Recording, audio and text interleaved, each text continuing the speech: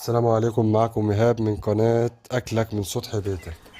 إزاي نحمي الفراخ ونحمي تربيتنا من الحر الشديد؟ لو بتربي فراخ أو بتربي طيور في الصيف فأنت داخل على معركة ضد الحر، ومعركة علشان تحافظ على حياتهم. الحر الشديد ممكن يخلي الفراخ تنهار منك والإنتاج يقل منك، بس ما تقلقش، أنا جاي أقول لك كل اللي لازم تعمله. يلا بينا. أول حاجة التهوية الصح. افتح الشبابيك من بدري، خلي فيه تيار هوا كويس. لو عندك مروحة شغلها، لو مفيش هات مروحة صغيرة كده ووجهها عليهم. مهم جدا يتهووا علشان ما يموتوش من الحر. تاني حاجة المية الباردة، غير المية مرتين تلاتة في اليوم. حط قوالب تلج صغيرة في السقاية، الفرخة لما بتشرب مية ساعة بتدعي لك والله. تالت حاجة رش مية في الأرض، رش الأرضية برذاذ مية، مش كتير، رذاذ كده بس، بيخلي المكان رطب شوية ويقلل الحرارة معاك حوالين الفراخ. خد بالك بلاش المية تلمس الأكل عشان ما تعملش عفن في الأكل. رابع حاجة بلاش زحمة.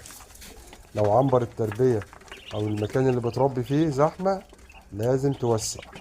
الزحمة بتزود الحرارة، تخلي النفس ضيق حرفيا، بتقلل معاك، بتزود معاك الرطوبة. الفرخة محتاجة مساحة خصوصا في الصيف. خامس حاجة راقب العلامات دي معايا. لو لقيت الفرخة فاتحة بقها مش بتاكل، أو بتبعد عن باقي القطيع، أو لازقة في جدار الحيطة، ساعتها لازم تتصرف بسرعة. تعرف إن المكان اللي عندك حر جامد، تنقلهم في مكان أبرد، أو حتى تحطها قدام مروحة. أهم حاجة ما تستهونش بحر الصيف خصوصا لو بتربي في أماكن مغلقة. واهم خطوه واهم حاجه ممكن تعملها، امنع الاكل تماما طول ما درجه الحراره عاليه وطول ما الجو حر.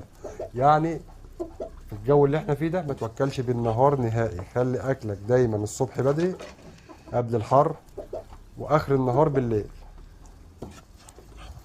لو نفذت الخطوات دي فراخك هتعدي الموجه دي بخير، وهتدعي لك كل يوم، وان شاء الله ما تقلقش.